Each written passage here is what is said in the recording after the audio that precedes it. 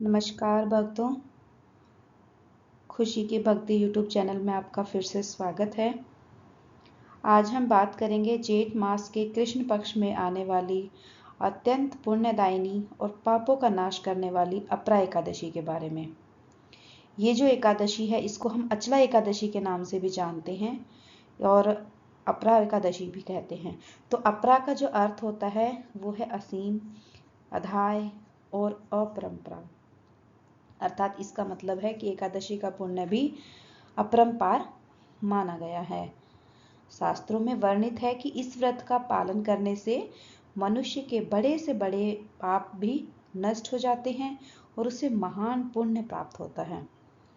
और ऐसा भी कहा गया है कि जो व्यक्ति अपरा एकादशी का व्रत श्रद्धा पूर्वक करता है उसे तीर्थ यात्रा, यज्ञ, दान और तपस्या के समान भी फल मिलता है। तो आइए हम इस एकादशी व्रत की कथा को शुरू करते हैं। एक बार धर्मराज युधिष्ठिर ने भगवान कृष्ण से विनम्रता पूर्वक पूछा कि हे वासुदेव, जेठ मास के कृष्ण पक्ष में जो आने वाली एकादशी है उसका क्या नाम है, उसका महत्व क्या है और उसे करने की विधि क्या है, और जो इस व्रत को करता है उसको क्या फल प्राप्त होता है। कृपया इसके बारे में मुझे विस्तार में आप बताइए। तो भगवान कृष्ण बहुत ही मुस्कुराते हुए युधिष्ठिर को बोले कि हे राजन, ये एकादशी जो है वो अत्यंत पवित्र है और इसका नाम अपरा एकादशी है। इसका पुण्य अपरंपार है। जो भी श्रद्धा से इसका व्रत करता है उसके अनेक जन्मों के पाप भी नष्ट हो जाते हैं और उसे भगवान विष्णु की कृपा जो है वो प्राप्त होती है। श्री कृष्ण ने कहा कि हे युधिष्ठिर, जो फल कार्तिक मास में पुष्कर स्नान करने से मिलता है, माघ के महीने में प्रयाग में स्नान करने से मिलता है, या शिवरात्रि में काशी में पूजा करने से, गया में पिंडदान करने से और सूर्य ग्रहण के समय कुरुक्षेत्र में दान करने से प्राप्त होता है, वही फल अपरा एकादशी का व्रत करने से भी प्राप्त होता है। उन्होंने कहा फिर कि जो व्यक्ति अनजाने में या जानबूझकर किए गए पापों से ग्रस्त है, जो अपने कर्मों से दुखी हो, वह यदि श्रद्धा और नियम पूर्वक अगर अपरा एकादशी का व्रत करता है तो उसे महान पुण्य प्राप्त होता है और उसका जीवन भी शुद्ध हो जाता है।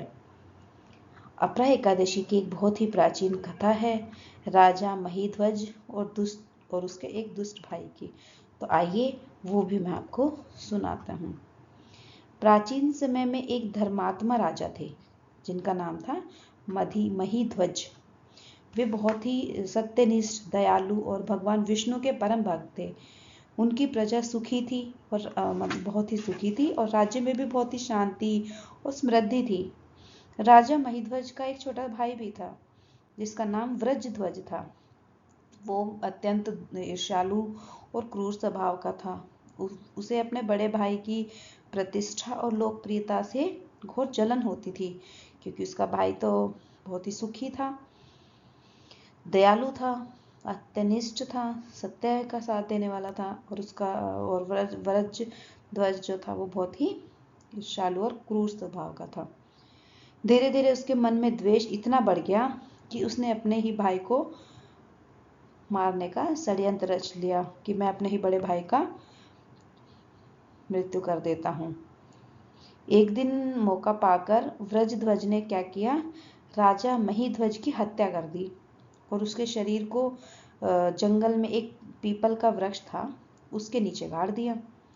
राजा महिध्वज की मृत्यु तो हो गई, लेकिन उसके साथ हुआ अन्याय उन्हें शांति नहीं दे सका। वे प्रेत योनि में भटकने लगे। राजा महिध्वज का सूक्ष्म शरीर उस पीपल के वृक्ष के आसपास भटकता रहता। वो अत्यंत पीड़ा में थे, कभी रोते, कभी विलाप करते, मुक्ति के लिए पुकारते। जो भी व्यक्ति उस मार्ग से गुजरता वो बहुत ही डर जाता, भयभीत हो जाता। लोग उस क्षेत्र में जाने से भी अब डरने लगे थे। कुछ समय बाद महान तपस्वी ऋषि धौम्य वहां से गुजरे। अपनी दिव्य दृष्टि से उन्होंने उस प्रेत आत्मा की व्यथा को समझ लिया। उन्होंने ध्यान लगाया और जाना कि यह कोई साधारण आत्मा नहीं है, बल्कि धर्मात्मा राजा महिध्वज हैं। जो अपने भाई के अत्याचार के कारण प्रेत योनि में पड़े हुए हैं, मुक्ति उनको नहीं मिली है अभी तक भी। तो राजा महिध्वज ने ऋषि से क्रूण स्वर में प्रार्थना करी कि हे मुनिवर, कृपा करके आप मुझे इस कष्ट से मुक्त करें। ऋषि धौम्य को उन पर दया आ गई। ऋषि धौम्य ने जेठ मास के कृष्ण पक्ष की जो अपरा एकादशी का व्रत किया। उन्होंने पूरे नियम और श्रद्धा के साथ भगवान विष्णु की पूजा करी, उपवास भी रखा, रात को जागरण भी किया और अगले दिन द्वादशी को विधि पूर्वक अपने व्रत का पालन किया। व्रत पूर्ण होने पे उन्होंने उस व्रत से जो भी समस्त पुण्य मिला राजा महिध्वज की आत्मा को समर्पित कर दिया। जैसे ही व्रत का पुण्य राजा महिध्वज को मिला, समर्पित किया गया, उसी क्षण राजा महिध्वज प्रेत योनि से मुक्त हो गए। उनका तेजस्वी दिव्य स्वरूप प्रकट हुआ। वे सुंदर वस्त्र और आभूषणों से अलंकृत होकर स्वर्ग जाने के लिए तैयार हुए।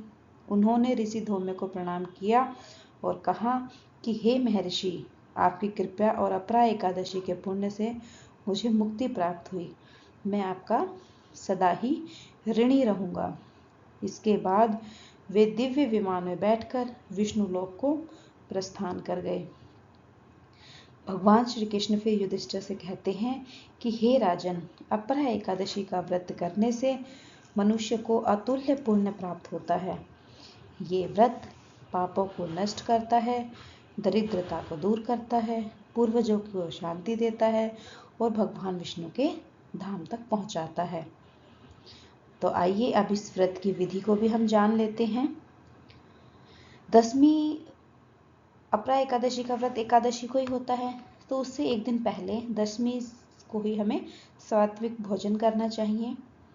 एकादशी के दिन सुबह जल्दी उठ के स्नान करना है, फिर भगवान विष्णु की हमें पूजा करनी है और उसके बाद हमें एक मंत्र का जाप करना है जो है ओम नमो भगवते वासुदेवाय। ये विष्णु जी का मंत्र है, आपको इसका 108 बार जाप करना है। आप इस व्रत को फलाहार के साथ भी कर सकते हैं और निर्जल व्रत भी रख सकते हैं। और रात के समय फिर आपको भजन कीर्तन करना है और द्वादशी को ब्राह्मण हो या द्वादशी को अगले दिन मतलब ब्राह्मण या जरूरतमंद हो कोई, उसको भोजन अवश्य कराएं। तब आपका व्रत पालन कर व्रत पूर्ण करें। इस व्रत को करने से क्या क्या लाभ मिलते हैं हमें, उसके बारे में हम जानते हैं। सबसे पहले हमारे जो भी पाप हमने किए हैं उनका नाश हो जाता है, पूर्वजों को शांति मिलती है, धन धान्य में वृद्धि होती है, रोग अगर कोई पीड़ा है, रोग है तो उससे भी आपको मुक्ति मिलती है, मानसिक शांति भी मिलती है, भगवान विष्णु की कृपा आपको प्राप्त होती है और मोक्ष की प्राप्ति होती है।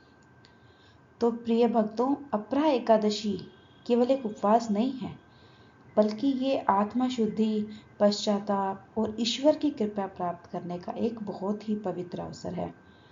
यदि आप श्रद्धा और विश्वास से ये व्रत करते हैं तो आपके भी जीवन में सकारात्मक परिवर्तन आप अनुभव कर सकते हैं। भगवान विष्णु आप सभी पर अपनी कृपा बनाए रखें। ओम नमो भगवते वासुदेवाय। इस चैनल को आप लाइक करें, सब्सक्राइब करें और बेल आइकन को जरूर दबाएं ताकि हमारी जो भी नई वीडियो है वो आप सभी तक पहुंच सके।